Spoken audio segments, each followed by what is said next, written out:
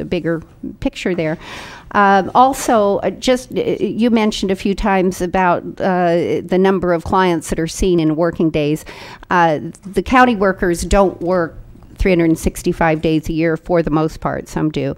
That it's an average of about 262 days that are regular work days for the county. So that would adjust how many people are seen. Just also, I want to give the county workers credit for the amount of money that they brought the deficit on the health care plan. With that hard hit they took last year, they moved, the health plan moved from $1.5 million deficit at the beginning of the year to a $50,000 deficit. So, the county workers have already taken so many hits. When you have cutbacks anymore to the line staff, the workload becomes unbearable. And we see a lot of people going out on medical leave. And in the big picture, that does not save the county money. So those are some of the highlights. But I really do encourage you to turn to the county workers for meaningful input for cost savings. Thank you. Thank you. Supervisor Delmore, you have a comment? Yeah, Ms. McClure, I think you misunderstood my comment, and that is the explosion of state and federally funded programs and employees aside, that's not, I have my concerns with that, and you're right. What I was referring to is a private funding and private programs that are out there in the industry that save our retirement system the expense of inflated retirement offers for early retirement. That's what I'm looking at. And because golden handshake type programs do come back and bite us on the retirement side. These private programs, the outside funds that I'm referring to, prevent that. Actually, as it provides a cost savings for the county. They're apples and oranges. I want to make sure you understood that. Okay. Thank you for that clarification. Thank you. Please. Good morning. I'm a agency employee. I'm also a North County constituent, Mr. Pinch's district. My name is Pat Atkinson. I'm a senior program manager with the HHSA, and I've been the site manager for the WISC site since we have our inception there in 2004. Actually, coming into the department, I worked as a social worker primarily in North County, and know what it was like for clients to access services at that point in time and how it's very different now. And my main concern that I would like to state here this morning, and really for clients at large in the Northern County area of this county, is that there is economic strife and there is abject poverty across the stratum. And as the economic crisis continues, we're going to see more clients falling through the cracks, so to speak, as much as we can do in terms of outreach, whether it's from all being out of Ukiah and going out into the county and to the south coast, or if it's being located at the WISC.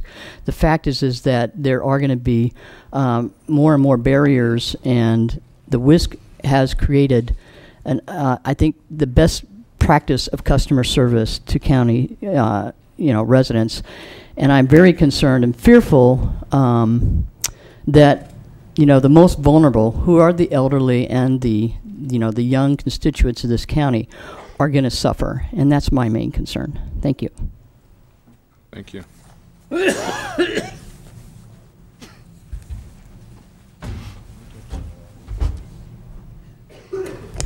John McCowan, Ukiah.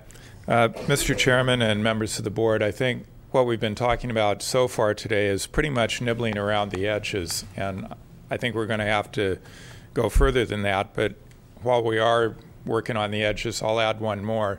With the in-county travel, whether it's the grand jury or county employees, I think we could potentially realize some savings by making better use of video conferencing, particularly with the county employees who are being paid a salary to spend a good portion of the day driving back and forth. It no longer makes a lot of sense to me. We do have video conferencing capability. I think we should make greater use of that. I would like to agree with one of the suggestions of Linda McClure that we should solicit suggestions from the employees on where cuts could be made. These are the frontline people that are dealing with things on an everyday basis. They often have a better insight than the administrators on where money could be saved. So how that process is set up, whether it's the CEO working with the union or just the CEO setting something up with the department heads, but somehow I think we have to hear from the employees on what their suggestions are. I disagree with across-the-board cuts. All positions aren't equal, whether you're looking at net county cost or the duties of the position itself. So I think we have to target where cuts are going to be made. And I also think that the CEO should be directed to bring back a list of possible areas that could be cut, whether it's programs or positions. But looking at the summary, the $1 million shortfall might be optimistic. And so we're not going to get to $1 million or more if need be, simply by some of the items we've been discussing here. So I think it is the responsibility of the CEO to identify larger areas that are potentially appropriate for cuts. Thank you.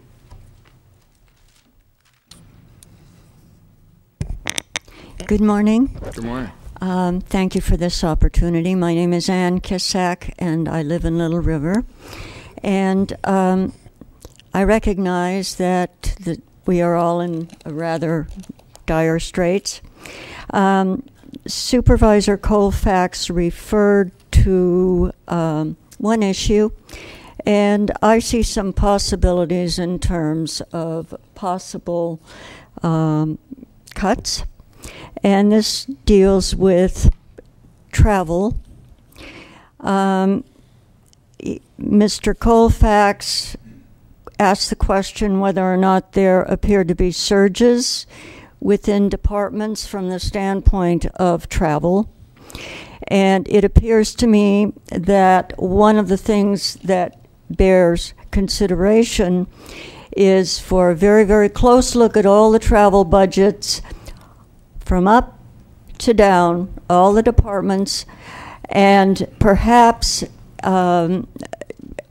setting up some sort of a criteria in which each department is only allowed a certain amount of conventions or other obligations which require their travel.